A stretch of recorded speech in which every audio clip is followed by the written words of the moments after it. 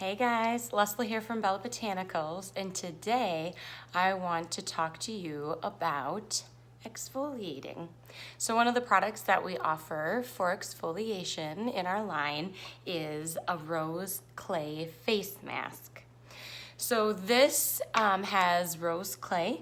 It's got white kaolin clay. We do a little bit of finely ground pumice stone, which is gonna act as a mild exfoliant, and then a little bit of aloe and colloidal oatmeal to nourish and soothe your skin. So we recommend to use our clay face mask twice a week. I like to do them at night after I take a shower or after I wash my face. You always want to do it with a clean face. And what I wanted to do today was talk to you a little bit about the clay face mask, do a little demo for you. There's so many fun things that you can incorporate into your mask. And I kind of wanted to give you guys a few little ideas on how you can just make it even better than it already is. So I do not activate this mask prior to giving it to you. Activating this mask takes introducing water and oil, whatever you want to do. And the reason why I don't do that is because once you introduce water into this product, then this product needs preservation. So then you have to add some synthetic preservatives in order to give you a shelf life. However, this product without being activated is pretty much good for ever.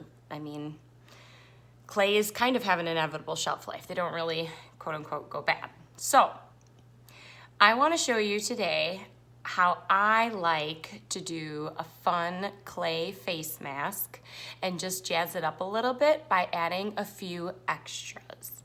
So to start, here's what the mask looks like. It's just that blend of clays and botanicals.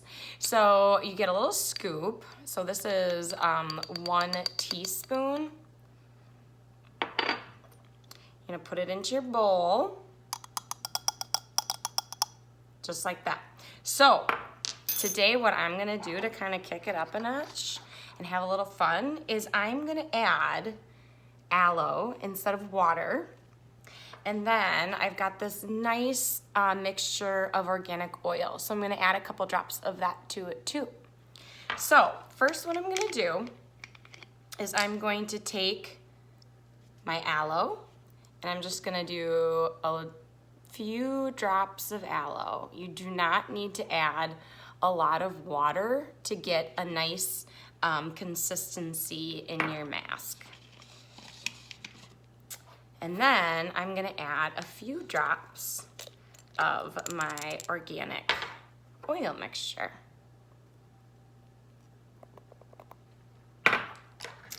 Now what I'm gonna do is I'm just gonna take my fingers and mix it around.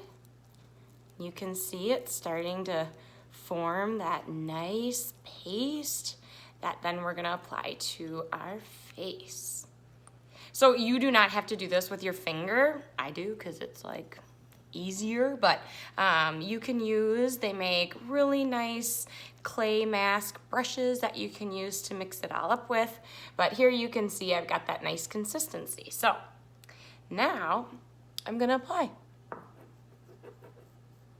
So when I apply this face mask, I like to just kind of like gently rub it in. You'll notice the grit from the finely ground pumice stone that's in the mask. You don't want to do it on your lips, you want to do it around your lips.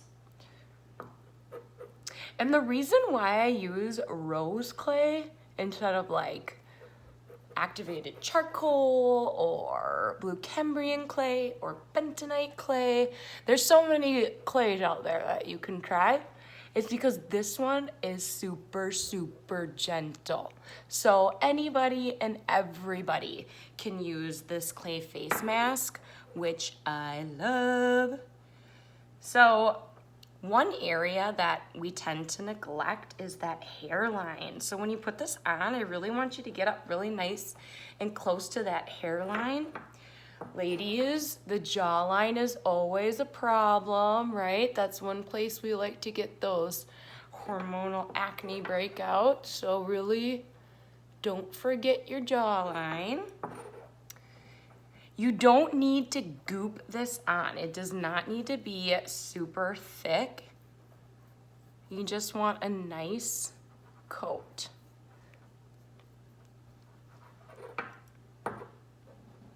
And really, I mean, I used a full teaspoon and that amount was plenty.